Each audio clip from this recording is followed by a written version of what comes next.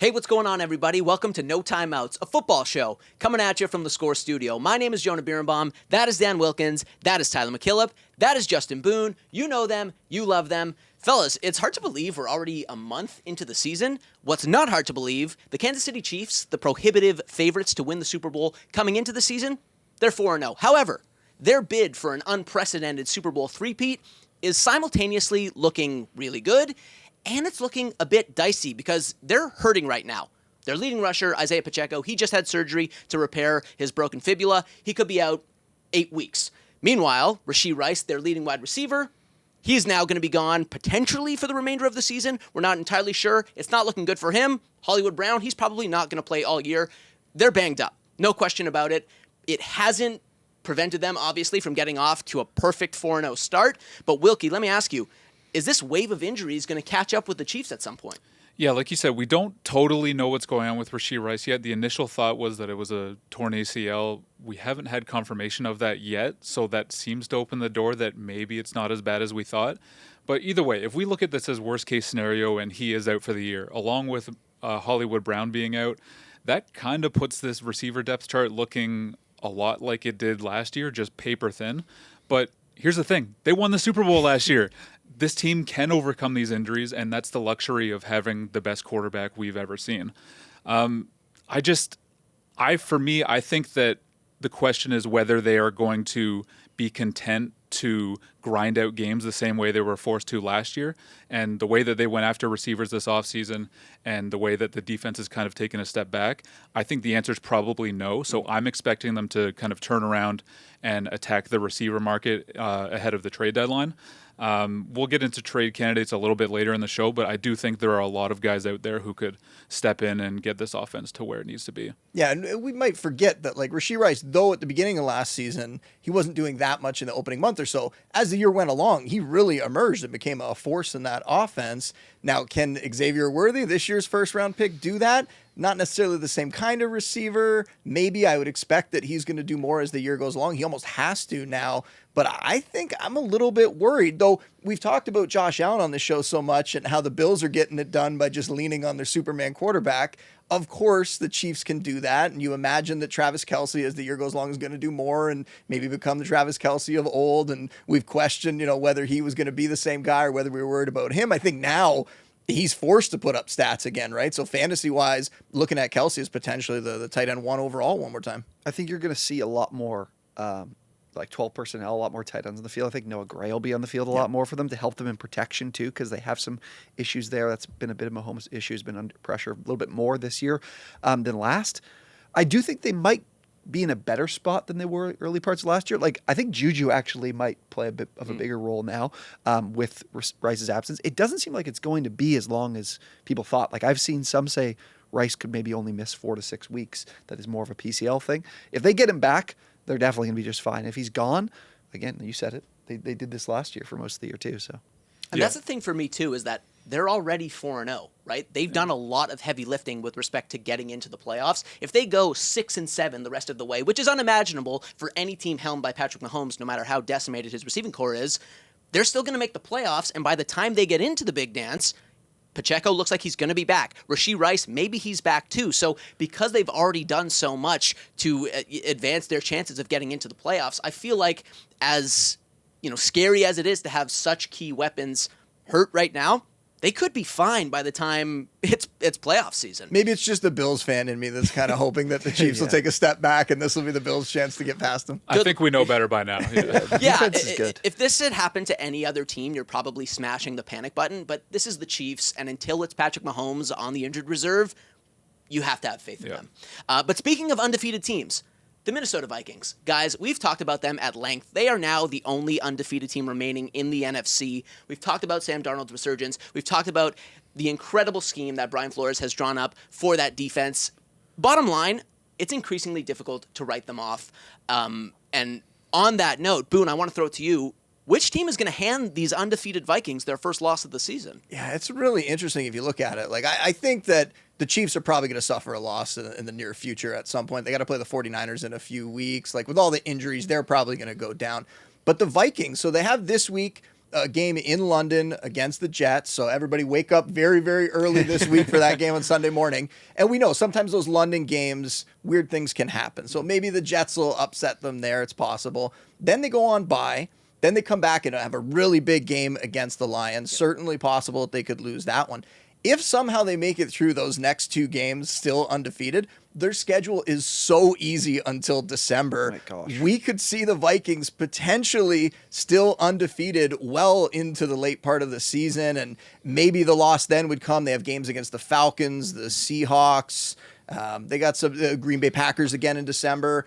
Maybe we could see the Vikings actually being a really big story, even bigger than they've been so far this season, and having like double-digit wins and 0 losses in December. I know we don't get into too much of like the game-to-game, week-by-week thing, but this Jets matchup on Sunday morning, Rodgers and Saleh going at it about his cadence and the amount of time he's taking at the line, giving Brian Flores the chance and his pass rush the chance to time up, the clock expiring and this team getting the ball off with, a couple seconds left in the play clock, that could give this offense a ton of trouble. So I'm not that worried about them this week, to be completely honest. So, well, and the weird thing is, even when you look at like tough matchups, like the one against the Lions, for example, that I referenced, I would have said that might be a loss for them before the season. But look what's just happened for them. Each week we've said, well, they're playing the 49ers. Yeah. They beat the 49ers. They're playing the Texans. They beat the Texans. They're playing the Packers. They beat the Packers. So I don't know who the team is going to be, but I feel like it's going to be somebody in December. I think they're going to be undefeated for a long time here. Do you guys remember on my first appearance on this show? We remember it well. Yeah. Well, I seem to recall being ridiculed for saying that the Vikings would be just fine with Sam Darnold. I'll admit, I did not see them being this good, but the coaching is just so good on both sides of the ball. It's hard not to take them in any matchup right now. Also, saw a little clip on TikTok, I believe. This is technically on Sunday a Kevin O'Connell revenge game because he was cut as a quarterback years ago. So keep that in mind. Yeah. People forget. If they make it through the next 2 weeks without losing, I had it mapped out. They could potentially start their season 14-0. Like, it's not that hard to imagine, which is itself crazy. And by the way, that kind of prescience, that clairvoyance, that's why you're a regular on the show now. Let's go back to the AFC for a second. The Indianapolis Colts, who after starting off their season with consecutive losses, have kind of righted the ship with consecutive victories, their latest coming against the previously undefeated Pittsburgh Steelers. But here's the twist. It was not Anthony Richardson. It was 39-year-old Joe Flacco, elite Joe Flacco, reigning comeback player of the year Joe Flacco, who led them to that victory. Anthony Richardson seems like he's going to be okay moving forwards after leaving that game early with a hip injury. But his play this year has not inspired much confidence. He's got 6 interceptions to just 3 touchdowns. His completion rate is just over 50%. He has the second worst passer rating among qualifiers. Tyler, I can't believe I'm asking this, but are the Colts better off with Joe Flacco as their quarterback than Anthony Richardson? Well, you're stealing some of my thunder by putting some of those numbers out there. Yeah, his completion percentage is the worst in the league. These numbers I dug into and found are pretty damning when it comes to Shane Steichen's confidence in Richardson having the ball in his hand.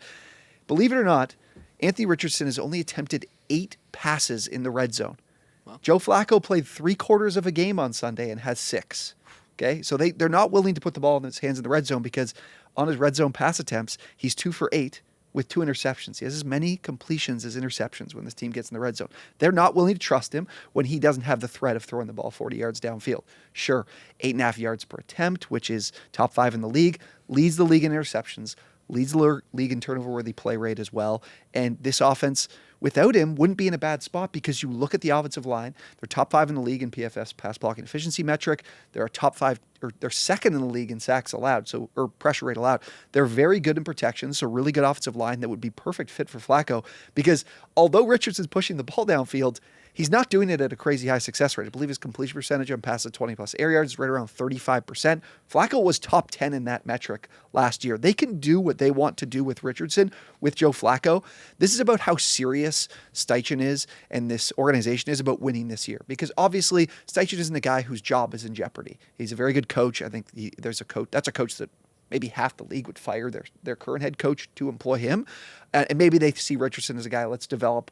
We're not going to play Flacco because we believe in what we have and what there is inside of Richardson as a talent. But if they want to win this year, I think Flacco's the better option because they can still get the ball downfield like they want to, and they're going to run the ball effectively. They ran the ball effectively early in the season last year without Jonathan Taylor, and obviously Taylor's status is a little bit up in the air. But I think Flacco can help them win this year. It's just about how serious they are about winning. I won't deny that it's possible that the offense could be a little more productive with Joe Flacco this season, but any conversation about benching Anthony Richardson is just insane to me. This is one of the most talented quarterbacks in the league. He's a young guy. He came in with such little experience. This was always going to be about getting him reps.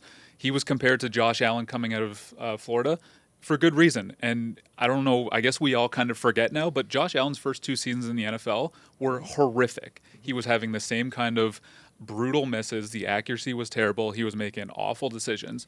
He works through it with experience, and he becomes the second best quarterback in the league. I'm not saying that's what's going to happen with Richardson, but this was always the path for him. So for me, it's always stick with him, and your future will be better for it. Yeah, it's a ceiling floor thing, right? Like Flacco probably gives you the higher floor, but over time, Richardson is going to give you the higher ceiling. If you want to compete for a Super Bowl, you have to hope that Richardson develops into the guy that you thought that he was going to be. The thing I can't understand is, like, a few years back when Joe Flacco was a starter in the league, we didn't look at him like a guy that could, like, lead these offenses. He was normally, like, sort of a crutch for his teams, right? It was the rest of the team coming through. And now 2 years in a row, he's stepped in, and maybe it's because the other guys on his team haven't played as well, but he stepped in and looked like he should be a starter right now. Like, he might be, a top half of the league starter. I don't understand what's going on. I do think part of this is, I think we talked about this in previous weeks, but we're just in a time where there's so many young quarterbacks. Defenses are playing so well. They're doing so many cool things on that side of the ball. It's tough for them to really decipher what's going on. You have a veteran just come in who's been around, has seen everything that defenses can throw at him, and they're having success. So Flacco, Andy Dalton, whoever, it makes sense. But yeah, for me, playing Joe Flacco is absolutely not an option. Anthony Richardson has played 8 games in the NFL. This isn't a Bryce Young situation where he's had but he's been in the league for 2 years. Like he has, but what do you want? He got hurt last year and played 4 games. Yeah, but there's a problem with staying on the field. Like, that's a legitimate issue with, like, at least Josh Allen's available and playing in these games. Yep. Anthony Richardson isn't. Like, he has to protect himself better. There's no doubt. They're not even willing to completely put him on display. He hasn't even had a game of 10-plus rush attempts, and his legs are super valuable because they're protecting him. And I think they're really... They're running a bit, babying the offense a little bit to protect him. And again, like I said, in the long run, this is probably what they have to do. I'm saying short term, I think they'd be more successful with Flacco. I think it's hard to argue that at this current stage. At least maybe to let Richardson get healthy too, right? Because right now, if he plays this week, I don't think he's going to be 100%. Well, I think the one thing that we agree unanimously on is that the Colts should trade for Josh Allen. I mean, that much is clear. Yeah. Moving on. Fellas, rumors of Derrick Henry's demise were greatly exaggerated, it turns out. 4-time Pro Bowler has been nothing short of incredible through his first 4 games with Baltimore. He's averaging 120 rushing yards per game, 6 rushing yards per carry, leads the NFL in rushing yards over expected per next-gen stats. It's been nothing short of incredible. But Wilkie, maybe you can explicate it a little more. What has Derrick Henry's resurgence in Baltimore meant for that Ravens offense? Well, it's funny because I think after the first 2 games, we were probably all wondering, like, oh, man, like, did the Ravens make a mistake here? The rushing game was not working as expected, and just they were 0-2, and the way those games were going, he was even being outsnapped by Justice Hill. You fast forward 2 games, he's added 350 rushing yards to his total. He's at a league-leading 480. And like you pointed out, this isn't just like fake stats created by a really ideal and rushing environment. Of course, it helps to be working alongside Lamar Jackson, but he's leading the league in rush yards over expected, and his per carry rate on that front is the best of his career. This is just, to me, I think this was probably a matter of the Ravens just needing a couple weeks to work him into the offense and see what really works best for him. And if this is the player we're going to continue to get, despite being in year 9 as a 30-year-old running back, I really don't know who's going to stop this offense. I think I talked about this before the season. Ryan Heath of Fantasy Points did a really excellent research piece on age curves and the cliffs and when they kind of come for players. And at this point in Derrick Henry's career, it is supposed to be showing up. I've kind of shied away from him in fantasy the last 2 seasons. Same. Because that's what I expected. I thought, okay, he has to break down. And yet, I was asked on a show before the year, who's the one guy that you're shying away from but that you think could make you look silly? And I said Derrick Henry because he might just be the outlier. Yeah. He's the alien that just keeps coming through, that just keeps producing, and he's doing it again here somehow. It's incredible. Yeah, and you look at what he's meant combined with Lamar Jackson, that rushing offense is absolutely terrifying, averaging 220 yards per game. They're on pace to shatter the league-wide season record for rushing yards held by the 2019 Baltimore Ravens, which was Lamar's first MVP season and was when he broke the single-season rushing yards record for a quarterback. It's scary what they're able to do on the ground, and we'll see if they can keep it going because, wow, what a turnaround they've enjoyed to their season. Things are trending upwards in Baltimore, not the case in Miami. Holy smokes, are those Dolphins ever reeling without Tua Tagovailoa? They've lost 3 straight now, including most recently to the Tennessee Titans, and that offense is doing next to nothing. They are last in the NFL in points. They are last in the NFL in expected points contributed offensively. Nothing is going right. Obviously, it's not Mike McDaniel's fault that his QB1 suffered a concussion. And I can't believe I'm even asking this, but T, you brought it up. Is it possible that Mike McDaniel could be on the hot seat? So I would definitely say no because he got the extension in August. It's going to be tough to fire a coach that you just extended not even a few months ago, barely a month ago.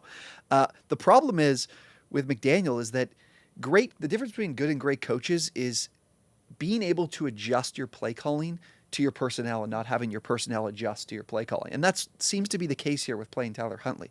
This was an offense that looked terrible on Monday, and it was one that's just not putting Huntley in a good position as a guy who doesn't have a lot of experience with his offense. The amount of pre-snap motion and the amount of illegal procedure penalties this offense took that killed some big plays that they could have had in that game because you're employing a quarterback in a really complex system that doesn't have a lot of time underneath it. I understand the benching of Skylar Thompson because he's hanging onto the ball too long. Tua and Huntley, Tua's numbers and then Huntley's numbers from the other night, they got the ball out quickly on time. They probably weren't getting that from Thompson, which is crucial for this offense. But they're not playing to the skill set of their starting quarterback, and they're looking for him to be able to execute a system that's really complex. I also, this feels like an old head type of question to ask, but how much respect does Mike McDaniel have from this locker room? Being from his age, like being that younger guy that maybe doesn't earn the same respect from some of the veterans that they've invited in. I also think that this team, their window is already passed. It's kind of crazy to say that because they let Christian Wilkins, they let Van Ginkel go, they lost Robert Hunt in free agency and weren't really able to replace them because of the money. I don't think that he's done a great job in that general manager aspect either. I think this team's in a really, really strange spot, and it's hard to see McDaniel losing his job because he's not a guy that's going to give up play calling duties. That's why he was hired, because he's a great offensive mind. But yeah, the Dolphins are in a really strange spot with Tua's injury and then with the way this team looks through the first 4 weeks. Like the playoffs are far in the rearview mirror in my mind. The vibes were definitely rough in that last game. Like even from McDaniel, who normally seems fairly upbeat, like he looked really down. I think for me, I'm pointing the finger more at the front office and the fact that they didn't have a better backup quarterback behind a guy in Tua that had concussion issues. That's the part that I just can't understand. And I think for McDaniel, they had no choice but to go to Huntley, even though he'd only been there for a week or two, right? Like there was just no other option. Skylar Thompson looked terrible and was hurt. Yeah. Tim Boyle, I mean, we've seen Tim Boyle before. It's not great. I don't think it would have been any better. So maybe Huntley will look a little better with another week of preparation, and hopefully they can bounce back from there. I will say, though, not to turn everything back fantasy-wise, but I will say I'm actually buying Dolphins players right now. If you can get these stars cheap, the reports that Tua could come back in week 8, if that happens, the second half of the season, you're going to have Tyreek Hill and Devon Achane and some of these guys, Jalen Waddle, who could be producing for you. Now, it's still a big if whether he's going to come back or not, but that seems to be where the reports are kind of leading us. So if you're a manager who's doing pretty well right now, you have a winning record, go out and get these guys in the second half of the season. They might help you win a title. It seems crazy right now to say. Yeah, and just bring it back to McDaniel. I don't think it's his fault either. I'm sure there were some things offensively they could have been doing better. But we have seen head coaches fired for less if the season really goes down the drain. So I do think he's an interesting one to watch because if they were to move on, he immediately becomes one of the top head coaching candidates in the next cycle. I think a team that fires their coach would turn around and be very interested in him. Yeah. And I think he's the kind of guy who would have learned a lot from his first stop and be even better in the second one. Yeah. Definitely. Last one before we move on, fellas. The Dallas Cowboys, America's team. They've gotten off to a shaky 2-2 start. They've beaten the 2 bad teams that they faced, and they lost to the 2 good ones that they faced. And now a defense that has kind of struggled in the early going is down its 2 best pass rushers, right? Micah Parsons, he's dealing with that high Micah Parsons is dealing with that high ankle sprain. He's going to miss at least a week. And then DeMarcus Lawrence as well. He just hit the IR with a foot injury. Boone, how confident are you that the Cowboys can survive this injury wave? Not. I mean, they have the next 6 weeks, probably the 6 toughest weeks on their schedule coming up here. And it's not just those 2 injuries, which are huge right now. But if you look at the team last year versus this year, they've lost their top 5 edge rushers that they had on the team last year. If you're talking about offseason and guys leaving and all that sort of stuff. And then this week we find out Brandon Cooks is hurt on the offense. So now they're down a receiver and a very thin receiving core to begin with behind CeeDee Lamb. So yeah, I'm worried. And again, I'm going to go back to fantasy with it. This is great news though for Dak and CeeDee Lamb, right? Because the defense isn't going to stop anybody. They're going to have to throw the ball a ton. So we're going to see kind of what we saw last year, that Dak and CeeDee Lamb are going to put up huge numbers. Jake Ferguson at tight end as well, just because they don't really have any other options in the receiving core. So I'm very, very worried about them playoff-wise, but fantasy-wise, if you can go make a trade and pick up some of those guys, I would do it. So are these elite numbers going to be enough for people to finally admit that Dak is a top quarterback? I mean, or are the losses just going to make it seem like it's all his fault? I was just going to say that was a team that should have lost on Thursday night if they had a competent offense going against them. That run game is just absolutely atrocious. It's one of the worst in the league. You're not going to put away any team with a pulse if you're running the ball like they are. And I don't think they're going to do anything to change it. Dalvin Cook's probably not coming in and saving the run game anytime soon. I don't know if the Cowboys are a playoff team, quite frankly. I know we'll talk about it later, but maybe a low-key team that could make a trade for a receiver, like that, they need something else to help them on offense. They do. And on that note, let's bring in our virtual homie, the Score's lead NFL reporter, Josh Tolentino. JT, it's great to have you, buddy. Pretty significant development out in Las Vegas earlier this week after 2+ seasons in Vegas. 6-time Pro Bowler, 3-time All-Pro wide receiver Davante Adams. He has finally requested a trade out of Las Vegas, and the Raiders have reportedly started trying to gauge interest around the league in their star wide receiver. Josh, what's the latest on Davante Adams' situation? Jonah, the number one issue is just Davante Adams' frustration. He's been unhappy there in Vegas for a while now. You look at his tenure there. He came to Vegas to reunite with his best friend Derek Carr, and they just had one season together. Then Vegas early struggles this year. Yeah, they had that win against Baltimore, but we've seen just the offensive struggles, which is a carryover from last season. You pair that with Antonio Pierce, his coach, liking a post on Instagram that endorses Adams being dealt this season, and that's really what pushed everything overboard. And from someone who covered Davante Adams up in Green Bay, seeing his approach just every single day, this is a guy who still thinks he's elite. 6-time Pro Bowler, has led the NFL in receiving 2 seasons. He wants to show he's elite, and it's just been frustrating for Davante Adams to deal with less than stellar quarterback play, and also just a ton of organizational issues over the past year plus. Sure. And which teams do you expect to be in the running for Davante? Yeah, I've made some checks on, what's been reported, and you can definitely confirm that the New York Jets spoke to someone up there. Aaron Rodgers is basically banging the table for Davante Adams to get him over there. That connection, almost 8,000 yards, 69 touchdowns between that duo. But so you like the familiarity there, and obviously you understand Adams' preferences, but this is based solely on my opinion, but I really want to see the Washington Commanders get involved. You've seen the sizzling start from Jaden Daniels, the NFC East. It looks like it's wide open.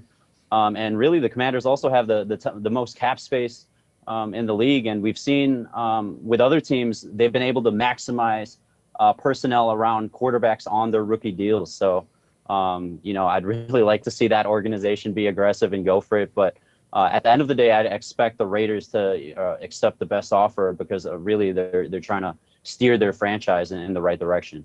For sure. That would be spicy, though, Davante paired up with Jaden Daniels in Washington. Josh, bye weeks are finally upon us. The Eagles, Chargers, Lions, and Titans are the first teams in the league to hit their byes. Which of those teams, Josh, is dealing with the most pressure as they head into their bye week? The Titans are 1-3, but I'm focusing entirely on the Philadelphia Eagles, who are just less than 2 years removed from that Super Bowl run. And sure, injuries have affected them. Devontae Smith, A.J. Brown, Lane Johnson, 3 offensive starters missing from last game. But this roster is just way too talented to be starting this slow on offense. They're the only team in the NFL that has not scored in the first quarter, and that's just absurd considering all their offensive personnel around them, mainly Saquon Barkley, and his usage has just been all over the place. He's been notably missing, from the opening script. So those opening scripts have to be better. Jalen Hurts needs to protect the ball. Since the start of last season, he leads the league in turnovers. And then defensively, there's just no pass rush. Only 6 sacks. You think back to the Super Bowl season when they finished with 70. They're not even getting a fraction of that production. And the personnel right now, it just does not mesh well with Vic Fangio's scheme, reliant winning up front. They're not applying pressure on the quarterback, only 10 quarterback hits, only 2 interceptions, and both from the same player, Reed Blankenship. It's just a laundry list of issues, but really pressuring the quarterback and improving their takeaways are the big things that they need to improve on defensively. And I'll end on this. Nick Sirianni, he needs to take a long, hard look at himself during this bye week and really just self-assess his game management process, because we've seen a lot of hiccups from the Eagles, who were supposed to be contender heading into this season. Yeah, wow, that Super Bowl feels like ancient history. It feels like it was a long time ago. Josh, before we let you go, man, we're now a month into the season, and I know you've got an update to your quarterback tier rankings going up shortly on the Score app, but give us a little teaser here, man. Which quarterbacks had the most movement in your tiers?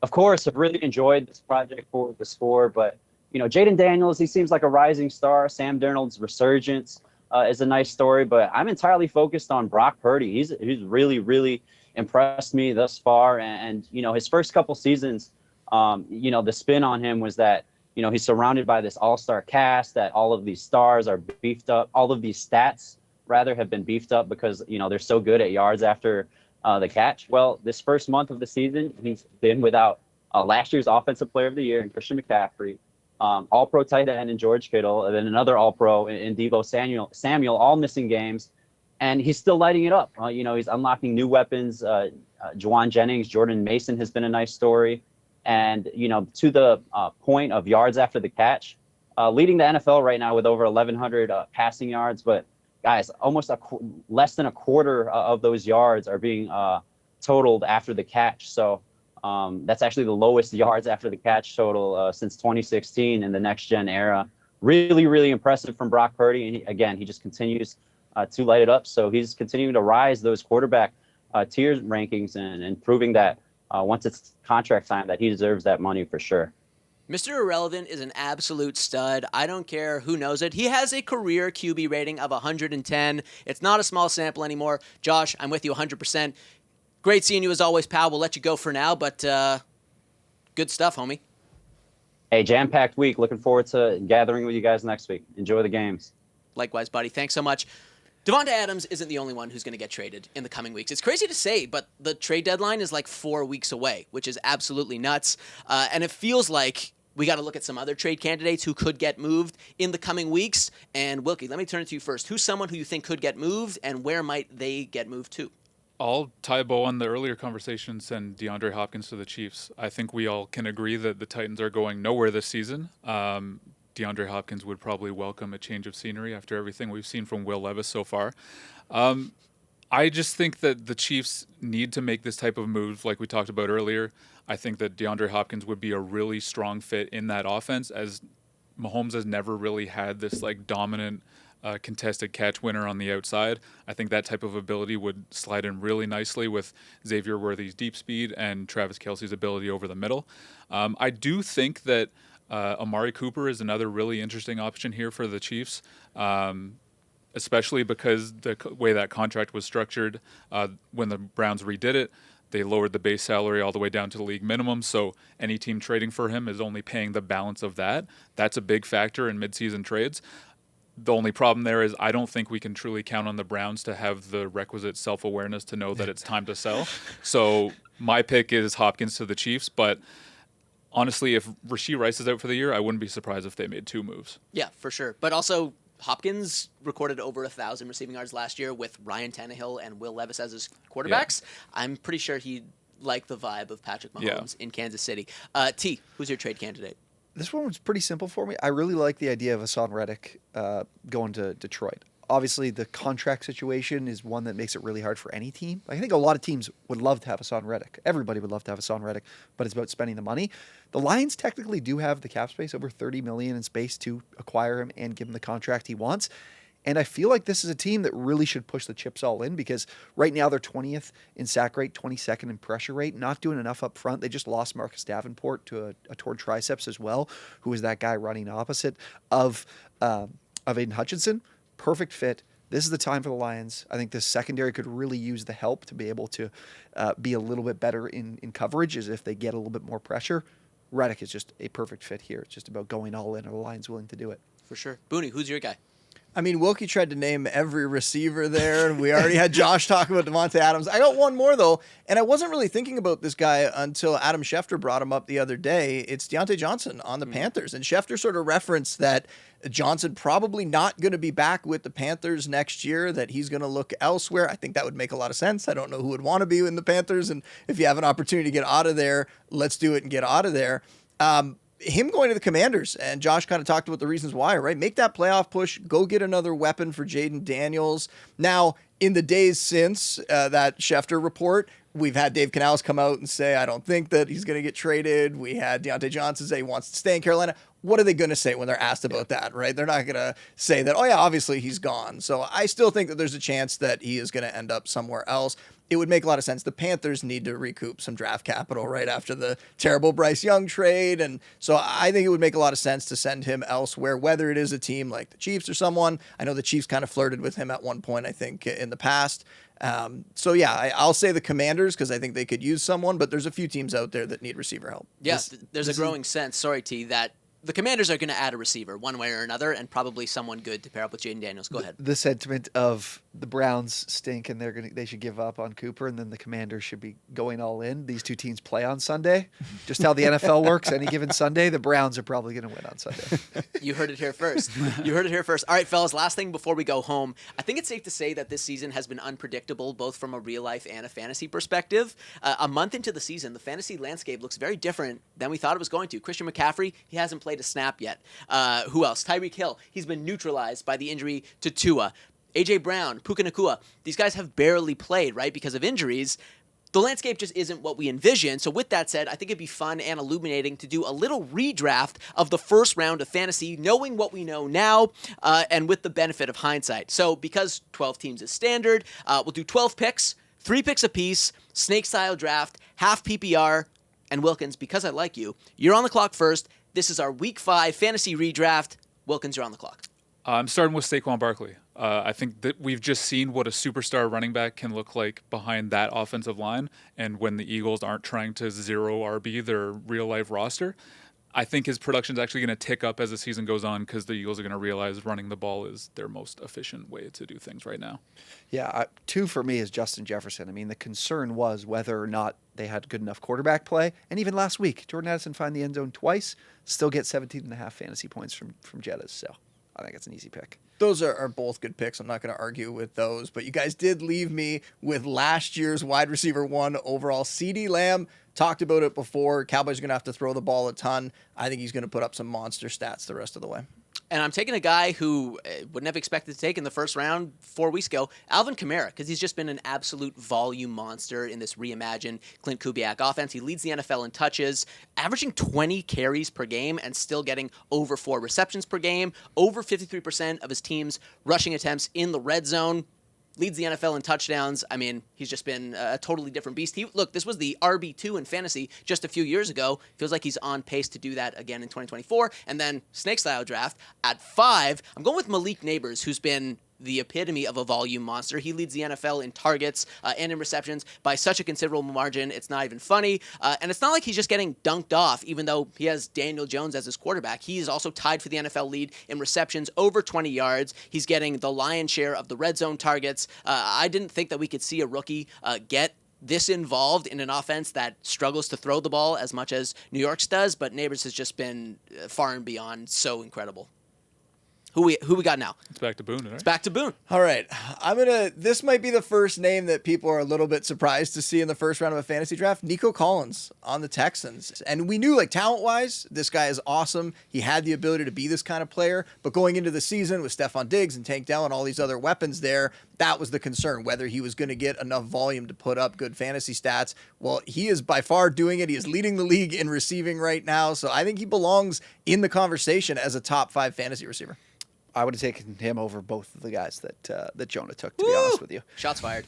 7, I'm going to go with Jonathan Taylor. The injury status is obviously up in the air, but volume is fantastic. This is a run-first offense, and he leads the league in rushes of 10-plus yards, so super explosive as well. And we know with Steichen can always cook up a good run game. Yeah, I'm going to go with Kyron Williams. I know he was a mid-second round pick in the preseason. Maybe that was a little bit of concern that he could repeat what he did last year, but you get both receivers go down. The Rams have not worked Blake Corum in at all after picking him on day 2. So Kyron really is the centerpiece of that offense. He's got 6 touchdowns already. And as the offensive line gets a little bit more healthy, I think his rush efficiency is going to go back up to where it was last year as well. You got another pick? Yeah. This is going to sound a little weird because I was just talking up Derrick Henry, but I'm going to go with Breece Hall instead. I will continue to believe. I think he's one of the most talented running backs in the league. And the big thing for me is that his consistent involvement in the passing game led by Aaron Rodgers. He's got 24 targets so far, already puts him on pace for over 100 on the season. That's probably not going to hold if they get Davante Adams, but it's all still very promising for me. I got 2 words for you, man. Braylon Allen. Just saying.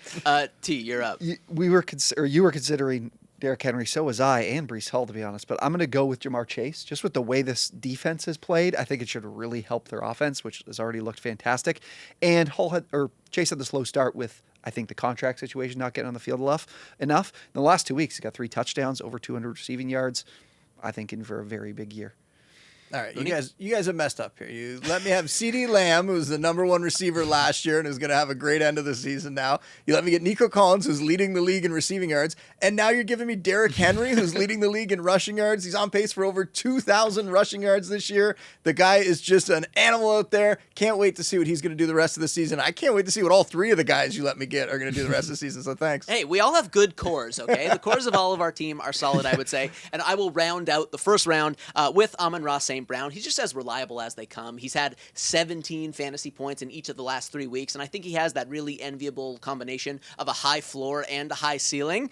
He has 29% of his team's red zone targets as well, which is a very healthy percentage given how many weapons they have in that Detroit offense. And apparently he can throw touchdowns too now. So that's part of his repertoire as well. I'm going with Amon-Ra, but Boone, as our resident fantasy guru, give us your overall take on that first round. I think it's fairly chalky. I think the one guy that I would have a little bit of an issue with might be Jonathan Taylor, and it's for 2 reasons. One, you hit on like the injury situation is a little concerning. Could it be like Joe Mixon where the team initially said, oh, it's not that bad, and then all of a sudden he misses a few games? I'm guessing that's what's going to happen with Taylor, so I think he's going to miss a little bit of time, at least a week, maybe a couple weeks. So that would bump his value down a little bit. And then also, he just doesn't put up huge receiving numbers in that offense, and part of that could be Anthony Richardson. Maybe we'll get some Joe Flacco games, and that would change things. But, he's not a guy that has the big pass-catching upside. Normally, when you take a first-round running back in fantasy, you want them to be able to put up those big receiving stats as well. Right. I think we all did a pretty good job. My team's the best. Anyways, that'll about do it, fellas. But before we go home, I know I said that already. Last thing, we have a bit of an emerging tradition here to close out our shows with some trivia. Let's do it. Davante Adams has 10,990 career receiving yards and 90 career... Let me fact check something real quick. Yep, I thought I got something wrong. Bear with me. No timeouts on this show. Here we go. Davante Adams has 10,990 career receiving yards and 96 career receiving touchdowns. Can you name the 11 wide receivers or tight ends with more receiving yards and more receiving touchdowns? You guys know the rules at this point. You get one wrong, you're out. Boone, you'll get first pick, and I'll repeat it just one more time. Davante Adams has 10,990 career receiving yards and 96 career receiving touchdowns. Can you name the 11 wide receivers or tight ends with more yards and more touchdowns? Okay, well, Jerry Rice. That's one. Julio Jones. That is a shockingly early exit. Just deplorable. Threw the Hail Mary and missed it. Okay. Unbelievable. You're throwing up a Hail Mary in the first quarter. You hate to see it. T, you're out, man. Zoomers, These kids today. All right, it's a 2-horse race. All right, well, I'll take Randy Moss. Yeah. That's 2. Art Monk. What? What is going on? I wanted to go wild too. You guys keep throwing up Hail Marys. I wanted to go wild. No, the first 2 weeks we each won. We wanted Wilkie to have one. Wow, I can't believe I wanted to earn it better than that. I was going to say, man. You still have to name one more. You get one here and you win, but this is like beating, I don't know. This is like beating the Panthers. Terrell Owens. Correct. Let's see how many more can I get? All right, yeah, let's see, because it's just a pathetic display from these So guys. we've got 3 so far? You've got 3. You've actually got the top 3 in terms of receiving yards. Tony Gonzalez. Correct. Chris Carter. Correct. Yep, those were all loaded for me. Chris Carter. Tim Brown? Correct. Chris Carter, but I was like, let's go with crazy ones first. Larry Fitzgerald. Correct. Larry, He's absolutely on a heater right now. I'm not going to say Calvin because I don't think he played long enough. He didn't. Was there only one tight end? I can't say. 90 touchdowns. How much? 10,000 96 touchdowns and almost 11,000 career receiving yards. I don't think.